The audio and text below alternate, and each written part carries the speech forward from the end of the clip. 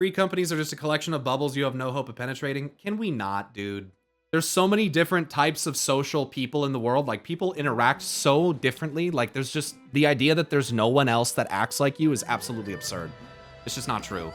There's other people out there like you. There has to be. It's impossible that you're one of one. Sorry, it's just not the case. You're not that special. No one is. So, you know, you're not that fucking weird and different that you can't, you know, like, I get that it makes it more difficult, but there is no impossibility. I think that the belief in the impossibility is your fucking problem. Like, that's literally what stops you from making friends. If you think that you can't make friends, you're not gonna make friends, you know? It's like a self-fulfilling prophecy. Why would you even say that about yourself? In fact, kind of weird to say this. I think social stuff is actually way more simple than people make it out to be. I don't think it's that hard in terms of, like, it can be, but, like, I think the barriers in people's minds are way more powerful than any type of other barrier that they think exists. Cliques suck? Yeah, but guess what? Everything is a clique. So, like, you have to learn how to exist in a clique. You have to learn what's your clique. If a clique, you can't just, like, pick a fucking clique and be like, oh, I just want to join that clique. Like, no, what the fuck? Like, you gotta pick something that makes sense for you. For people that are gonna allow you in. Like, you can't, you know, it's just like, you gotta, it's like almost like the concept of, like, you gotta know your audience, you know? You gotta know your audience. You gotta know about, you gotta, like, know who jives with you, who vibes with you. Like, what kind of, like, you can't, like, try to, it's like, look, I wouldn't say I was at odds with, like, the popular people in school, because I was kind of like a jock. I did sports and stuff, but I also was, like, kind of a weirdo, you know? Made voices, cracked jokes, didn't really pay that much attention in class, you know, like, I wouldn't say that I was necessarily part of, any of that, but, like, I also didn't try to be, like, when I realized that that group didn't really align with who and what I was, I no longer sought to be a part of it. And it didn't bother me at all anymore, because I realized that it's not where I fit in. It's just not my spot. So, like, I chose to find something different. And and funny enough, I had a group of friends, but I don't think that I was necessarily in a clique growing up. In fact, I would say that my group of friends was actually comprised primarily of bits and pieces of every other clique. Jocks, nerds, the drama kids, the band geeks, you know, like, couple preps, like, but that's because I wasn't worried about identifying and aligning with an entire group of people. I was more worried about just finding people in those groups that I had similarities with, and that's how I made friends. Not by, like, oh, this is my place in this group. Like, no. I just never really operated that way, and I just don't think that you should. It's the goal. The end goal is not necessarily to become part of a clique. If you find that becoming part of a clique doesn't work for you, that's why you turn it into, like, you need to make your own. Make your own group of friends. Be the person that reaches out and does that. But at the same time, like, there are people that have social things that make them, like, really overwhelming to deal with. Some people get way too attached way too quickly. And it's weird for people who have more normal relationships in that regard. They're not used to people coming on as strong. So, like, it's a delicate balancing act where you have to be able to, like, extend that hand, try to make new friends, but also not be overwhelming and fucking overbearing when you have a friend. You know? You gotta, like, give people their space. Allow them to be their own human beings. And if they do or say something that doesn't align with what you do or say, like, you can't have a fallout. You can't lose. You can't just, like, let go of it. That's why you have no friends, you know? Friendships are about going through hard times and retaining the friendship. It's the same way with being married. You think Ariel and I don't fight? We live together. How are we not gonna fight? About the dumbest shit even. But if we let that destroy the relationship, then it's a huge waste of time. Why did we even bother? Like, relationships are work. They are. But relationships, from a personal perspective, a lot of it is, like, optimizing it, you know? A lot of relationship balance in life is just optimizing your relationships.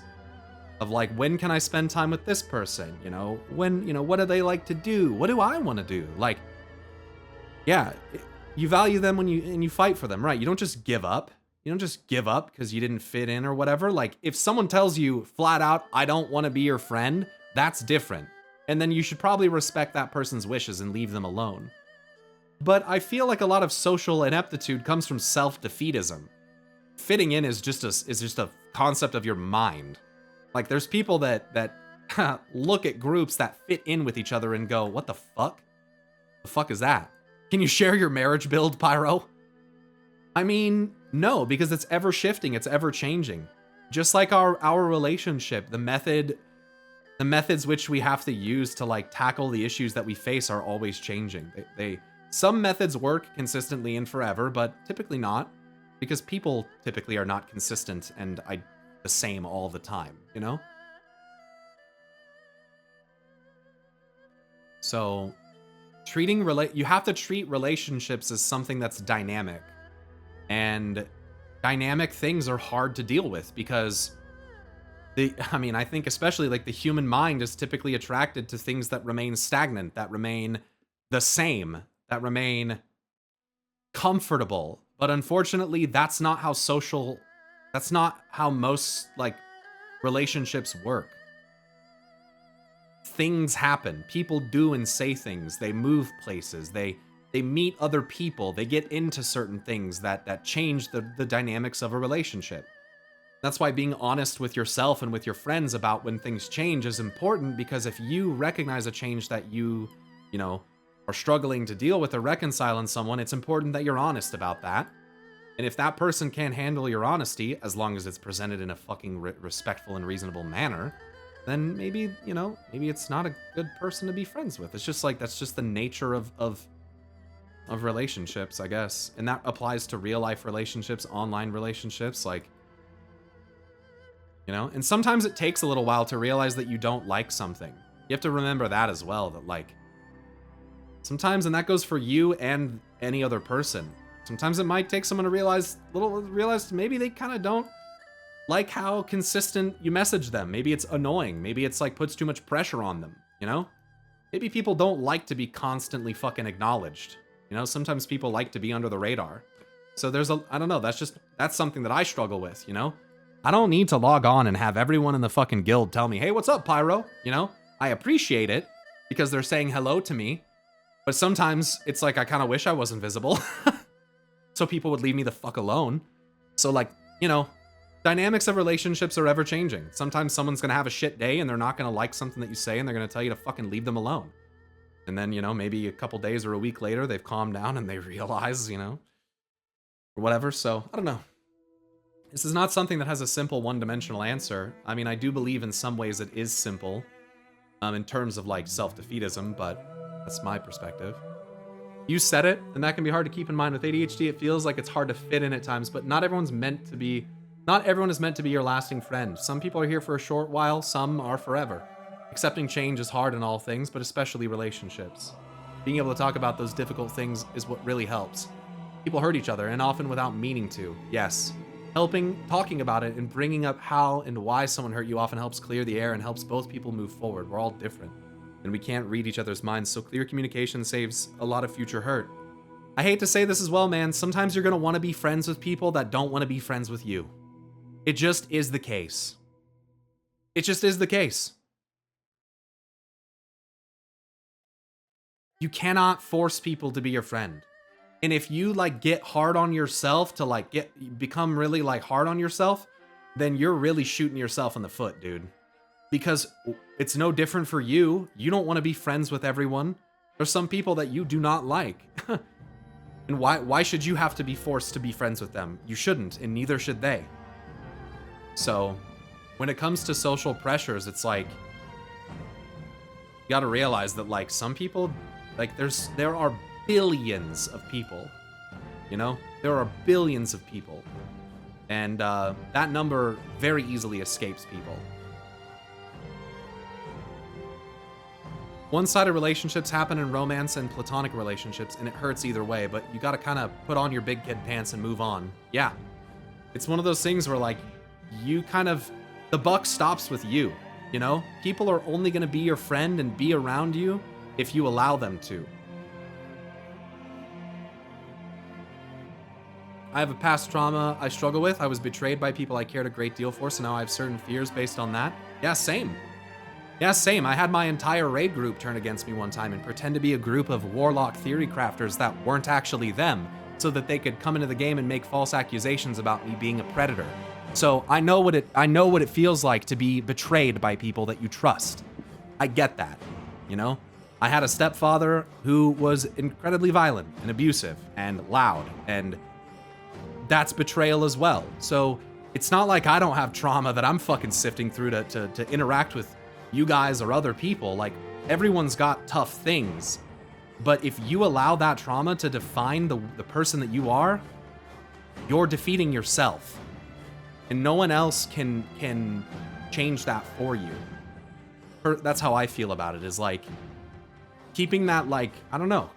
I think that so many things in life, emotionally, people act as though they can be taken away from someone else, or someone is it's their fault, or it's they're the cause, and, like, I get that feeling. I understand that, but at the end of the day, like, and I believe this specifically about hope, I think hope is something that no one can take away from you. You know? Hope is something that you can only relinquish yourself. That's how I feel about it. Like, it's not something that someone can decide that you no longer have. That's why killing hope doesn't work. Sylvanas can't kill hope. You can't take it away from someone. Even Anduin's hope wasn't taken from him. He had to relinquish it. He had to let it go.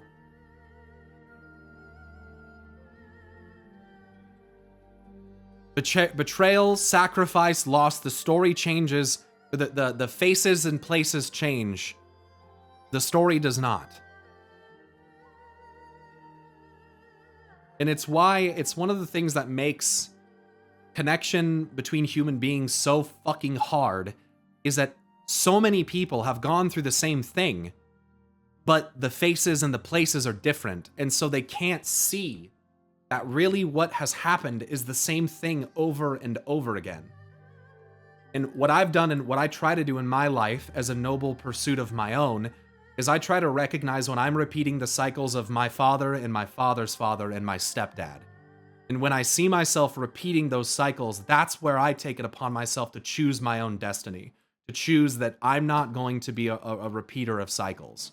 I refuse to. And it's that type of choice that allows me to, like, I don't know, find a semblance of, like, grounding for myself. That, like, even when I'm making mistakes, even when I'm, like, as long as I can see it, and as long as I can acknowledge that it's not what I want, then I can either consciously or subconsciously take steps towards making it not the case. And I guarantee that through that philosophy, that my son or daughter will not have the same experiences that I did. It just won't happen. Because I'm not going to allow the actions of, you know, abusive people like my stepdad determine who I become. Because then I'm just repeating a cycle. Just like what happens in WoW. Ours is a cycle of hatred. I've had hatred in my heart, I'll tell you that much, but it's not something that I want to continue, you know? It's not something that I think is healthy for you. I don't think it's good for you. I think it's necessary sometimes, but I don't think it's good to dwell in a state of hatred. Hate destroys your soul. It does. Whether it's hate aimed at someone else or yourself.